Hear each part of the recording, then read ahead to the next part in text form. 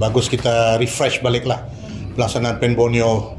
Okey, untuk negeri Sabah, pelaksanaan PEN Borneo, Lebuhraya PEN Borneo Sabah fasa 1 ada sebanyak 35 package, ya, yang mana 15 package telah pun dilantik kontraktor-kontraktor pelaksana dan sedang berlangsung, manakala ada 20 lagi package baki bagi pelaksanaan PEN Borneo Sabah fasa 1 ini menanti kelulusan untuk dilaksanakan. Jadi kita berharap Kerajaan Persekutuan sebagaimana yang telah dimaklumkan oleh Yang Amat Berhormat Menteri Kewangan dan juga Perdana Menteri dalam pembentangan bajet ataupun belanjawan 2023, ada sejumlah 20 bilion ringgit diperuntukkan untuk pelaksanaan PEN Borneo Sabah dan juga Sarawak. Jadi kita amat berharap bahawa baki 20 package fasa 1 ini akan dapat dilaksanakan dalam tahun ini juga. Ya, jadi untuk makluman semua, 15 package yang sedang yang telah dilantik kontraktor-kontraktor pelaksana, ada 2 package yang sudah siap, iaitu package 5 daripada Bulatan Binuni ke jajaran di Papar, dan juga package 27 iaitu di checkpoint Batu 32 Sandakan. Manakala ada 2 package lagi yang akan dijangka siap dalam tahun ini, iaitu package 15 di Tawau, Balong, dan juga package 21 iaitu Lahad Datu Bypass. Jadi daripada 15, 2 sudah siap, 2 dijangka siap dalam tahun ini, manakala baki 11 lagi kita harap ianya siap sebelum akhir tahun 2024. Datuk, dalam bulan 1 yang lepas, masa Datuk mengambil alih kementerian ni, Datuk ada katakan 73% untuk 15 package secara keseluruhan. Yeah. Sekarang naik 79.06. So kalau dilihat agak perlahan sepanjang tempoh berapa bulan tu. Ada sebab kenapa dia perlahan hanya 6% saja? Ya, ada pasal yang itu peratusan tu adalah satu peratusan yang mencakupi 15 package. Ya, ada package yang berlangsung dalam keadaan yang okey, lancar, namun ada juga yang terlibat dalam pengalihan utility, ya, terlewat pengalihan utility. Jadi itulah dalam ucapan saya tadi, saya meminta ataupun menyeru semua pihak-pihak yang terlibat, sama ada daripada cawangan PEN Borneo JKR, project management consultant, juru perunding, pihak kontraktor dan juga pihak-pihak utility yang berkaitan untuk duduk menyelesaikan apa-apa juga isu-isu yang boleh menyebabkan tergendalanya pelaksanaan PEN Borneo ini. Coming back to my question, what is the factors? Okay, the factors why the 20 packages belum mula disebabkan dari sejarahnya pada permulaan pelaksanaan PEN Borneo Project Sabah, ianya dilaksanakan melalui konsep Project Delivery Partnership, ya, di mana PDP company telah dilantik oleh kerajaan. Namun demikian pada 2018-2019 apabila ada pertukaran kerajaan, maka ada different kind of opinion, maka PDP telah ditamatkan dan projek ini dilaksanakan secara konvensional. Maka itulah antara faktor yang menyebabkan kenapa ada 20 package lagi belum dilaksanakan, selain juga daripada faktor sumber kewangan, ya, kerana sewaktu pelaksanaan projek ini melalui konsep PDP, ianya sepatutnya dibiayai melalui sukuk. Walau bagaimanapun, apabila perjanjian PDP ditamatkan, maka timbul persoalan dari mana sumber kewangan untuk membiayai package-package yang berbaki. Ya, jadi untuk 15 package yang sedang berlangsung ianya dibiayai oleh peruntukan pembangunan daripada Kerajaan Persekutuan yang berjumlah 1 bilion 1 tahun. Dan kita tahu dalam 15 package ini apabila sudah berlangsung di peringkat yang semakin advance, di mana perlu memakan belanja yang besar, 1 bilion setahun itu tidak mencukupi. Apatah lagi apabila kita ingin memulakan 20 baki package yang seterusnya. Namun demikian daripada pembentangan belanjawan oleh Yang Amat Berhormat Perdana Menteri atau Menteri Kewangan, ada 20 bilion peruntukan yang disediakan untuk menyelesaikan pelaksanaan PEN Borneo, Sabah dan Sarawak. Jadi ini kita berpendapat adanya 20 bilion ini sudah mencukupi untuk membiayai pelaksanaan baki 20 package itu, dan kita amat berharap ianya dapat dilaksanakan seawal sebelum hujung tahun ini dan seterusnya. Kita ada 35 package ni untuk fasa 1. Ya. Ada time frame baru ke bila kita boleh siapkan 35? Ini belum lagi ditetapkan, bergantung pada itulah availability of fund yang dah 20 billion itu, dan seterusnya perancangan apabila kita melantik kontraktor pelaksana kelak nanti. Tapi yang 15 ni 2024 tadi kan? Ini ya expected sebelum hujung 2024. Cuma yang 20 ni kita pula akhir tahun ni, tetapi belum tentukan bila akan Kita jangkakan dan harapkan ianya boleh dimulakan sebelum hujung tahun ini, the award, and then bila sudah award then we will have contract. Kan dari situ kita boleh tahu the target date lah. Ya. Okay, Datuk, salah satu daripada kesan daripada projek pembinaan ini adalah kesakan jalan raya, dan boleh tanya apa usaha daripada JR lah mungkin untuk mengurangkanlah kesesakan jalan raya, mungkin membaikuli jalan-jalan alternatif. Ya, sebenarnya sewaktu projek ini dalam tempoh perancangan dan reka bentuk, kita melakukan value assessment, kita melakukan value engineering, yang mana kita mengambil kira sebenarnya keadaan-keadaan sebelum construction, sewaktu pembinaan dan selepas pembinaan. Dan salah satu aspek yang diambil kira dalam pembinaan ini adalah pengurusan trafik.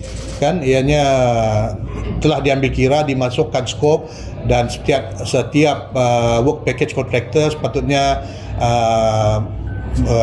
employ atau engage traffic management consultant untuk mengurus perjalanan trafik. Walau bagaimanapun mungkin dalam tempoh pembinaan apa yang dirancang tidak semestinya 100% dapat diikuti, kerana contoh mungkin dalam jadual pengalihan utility syarikat tertentu dilakukan pada tempoh mungkin contohlah Januari pada Jun, tapi namun demikian itu tidak dapat dicapai, teranjak kepada bulan Julai hingga Disember, manakala sekuens pembinaan jalan pula sudah berlangsung. Jadi itu mungkin sedikit sebanyak ada mempengaruhi pengurusan trafik dalam tempoh pembinaan, dan itu mungkin menyebabkan kesesakan aliran trafik. Begitu juga dalam keadaan penyelenggaraan permukaan jalan ataupun tapak sewaktu tempoh pembinaan, ianya sepatutnya diselenggara dengan baik. Apabila hujan turun, sepatutnya air tidak bertakung, tidak terdapat kesan mendapan, kita mempunyai road barrier yang dapat mengawal kesesakan lalu lintas. Namun demikian, itulah saya menyeru agar pihak kontraktor dan juga pihak pemantau untuk memastikan bahawa perkara aspek keselamatan jalan raya semasa tempoh pembinaan ini ditekankan dan dipakai. Ya, kita nampak yang traffic barrier yang merah putih itu kan, sepatutnya ianya diletakkan dalam keadaan yang teratur, interlock, diisi sama ada dengan air ataupun pasir pada weightage. Tapi ada kebanyakan tempat ada yang nampak dia letak-letak saja kan, ada yang kosong, apabila angin kuat dia tiup, dan ini membahayakan pengguna jalan raya. Jadi itu saya minta pasukan yang terlibat dalam pembinaan dan pemantauan kena patuhi apa yang telah dimaktubkan dalam kontrak. Datuk, pada sidang DUN tahun lepas, Datuk Limus ada menyatakan bahawa pembinaan PEN Borneo projek ni dia tiada bukti hukum mengakibatkan banjir gila. So does the ministry still stand by that statement? Ada study kan juga? Ya, sebagaimana yang saya katakan tadi, dalam proses perancangan dan reka bentuk Pen Borneo Sabah, ianya mengambil kira banyak aspek dalam urusan ataupun perancangan reka bentuk perparitan yang terlibat dalam Pen Borneo, juga telah mengambil kira pandangan-pandangan bukan saja daripada pihak juru perunding, namun melibatkan Jabatan Pengairan Saliran dan yang berkaitan. Itu juga telah diambil kira dalam senario sebelum Pen Borneo dimulakan, sewaktu pembinaan dan selepas pembinaan. Namun demikian, apa yang terjadi dalam keadaan banjir, ada beberapa faktor yang menyebabkan terjadinya banjir kilat ataupun sebagainya. Antaranya non-compliance to the apa yang kita nyatakan dalam kontrak, sepertinya mungkin kurang maintenance, patutnya waktu kemarau parit juga dibersihkan, tapi debu-debu telah memenuhi parit-parit pembinaan dan tiba-tiba hujan lebat. Jadi itu menyebabkan banjir kilat. Kedua, faktor the rainfall intensity, yang mana climate change ini agak mencabar dalam keadaan kita mengurus projek pembinaan, kerana ada masanya hujan turun dalam keadaan taburan yang dijangkakan, tapi ada kalanya juga taburan hujan yang turun begitu tinggi sekali melebihi jangkaan. Jadi ini ada pelbagai faktor lah. Ya, tapi kalau untuk menyatakan Pen Borneo menyebabkan kebanjiran yang melampau, saya rasa itu tidak boleh diterima, kerana kita sebagaimana yang saya katakan tadi, dalam kerja-kerja reka bentuk, aspek pengairan dan saliran juga telah diambil kira. What's the status of the Kelabakan Serudong Kalimantan Road? This has nothing to do with Ya, Kelabakan Serudong Kalimantan Road is not part of Pen Borneo Sabah. It is what I've been updated is that kerja-kerja studi awalan akan dilakukan dalam tahun ini. Dalam tahun ini mungkin melibatkan survei dan juga siasatan tanah. Ya. Datuk, berbalik kepada package yang 20 package tadi kan. Yeah.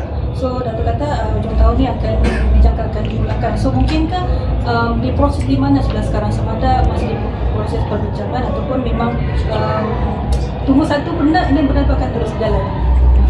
Okey, dari sudut teknikal ataupun contract documentation lah, pre-tender contract documentation sebenarnya sudah mencapai tahap yang sedia untuk di-execute kan, tetapi untuk memanggil tender itu memerlukan keputusan daripada Kerajaan Persekutuan, dan itulah kita berdasarkan kesediaan kita di peringkat pre-tender yang mana kita sudah bersedia, itu kita mengharapkan dan menjangkakan ianya sepatutnya boleh dilaksanakan sebelum akhir tahun ini. There are mixed reactions on this. Prime Minister is coming down to Sabah to solve these water issues. So what do you think about his initiative, including the injection of millions? Yeah, we welcome the offer by the Yang Amat Berhormat Prime Minister to help to ease the state water woes. But apparently yesterday, daripada New Straits Times gitu, kan, I was in Ladatu, Kinabatangan, when I received the message about the title that NST posted that federal government is to come and manage the water supply, water resources of Sabah, which has resulted many kind of defensive reaction by the Sabahan. Jadi kalau kita tengok video yang ringkas dalam ucapan Yang Amat Berhormat sewaktu konvensyen Kerajaan Perpaduan, kenyataan yang dikeluarkan oleh Yang Amat Berhormat Perdana Menteri adalah Kerajaan Persekutuan akan membantu menyelesaikan masalah air di Sabah dan Kelantan. Dia tidak secara spesifik mengatakan akan datang mengambil alih urusan air di Sabah. Jadi kita di Sabah, sebab urusan air adalah state list. Walau bagaimanapun kita menyedari daripada perancangan kita untuk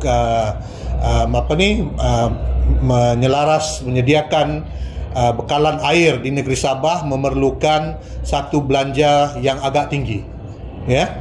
Jadi kita memerlukan bantuan sama ada grant ataupun pinjaman daripada persekutuan untuk membantu kita melaksanakan projek-projek bekalan air di negeri Sabah ini. Jadi ini have to be specified. Kita mengalu-alukan bantuan daripada kerajaan persekutuan, tetapi bukan kita menyerahkan urusan air Sabah kepada kerajaan persekutuan. Okay, thank you. Just last question. dengan isu air tadi, kami di Bernama kami buat sedikit kata berbual dengan rakyat Sabah bagaimana menyelesaikan isu ini. Satu benda yang paling kata mereka katakan ialah perlunya ada persekutuan dan kerajaan negeri duduk bersama dan buat satu master plan jangka panjang untuk selesaikan masalah ini, yang mana rakyat boleh tengok, boleh ikuti master plan itu daripada A sampai Z, dan kemudian kerajaan boleh ikut. Jadi apa pandangan Datuk berkenaan buat master plan untuk selesaikan? Ya, itu satu saranan yang baik, dan sebenarnya memang kita ada master plan, cuma untuk yang duduk bersama itu sama ada sudah terjadi sebelumnya, itu saya perlu semak dululah. Ya. Tapi Datuk, benda itu satu benda yang baik dan Datuk setuju benda itu boleh dibuat belakang. Ya, betul. Okay, thank you.